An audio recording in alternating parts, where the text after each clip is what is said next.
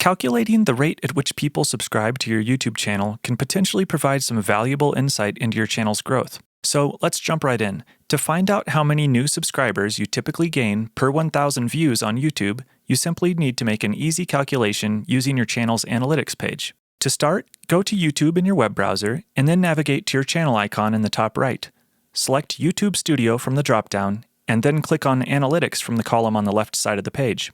Next, move to the top right and set the analytics time period to lifetime. This will show your channel's lifetime statistics. As you can see, my total amount of views at the time of making this video is 15.5 thousand, and my total number of subscribers is 60.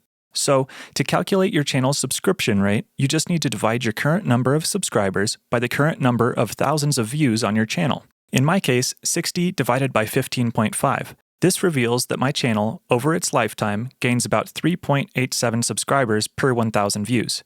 This obviously can vary a lot depending on what type of content you create. For example, I would expect my number of new subscribers to be pretty low since I typically make short, how-to videos, and therefore most of my viewers aren't really interested in sticking around after they find their answer. However, many other channels act more like TV episodes in the fact that viewers really want to know what happens next, and I would suspect that those channels would have a much higher subscription rate than mine. But here's where this type of calculation can be beneficial for any YouTube channel, regardless of popularity or genre, subscribers, or views. Just ask the question, is my subscription rate increasing? The goal for everyone, of course, is to retain more and more people per view as possible. So, to see if your content is attracting more subscribers per view as your channel progresses, you can calculate some different time periods. For example, change the lifetime analytics to the past 90 days. Then, recalculate the number of subscribers divided by the number of views. My past 90 days equals 4.05 subscribers per 1,000 views, which is slightly higher than my 3.87 lifetime average, but that's hardly a trend with such a small increase.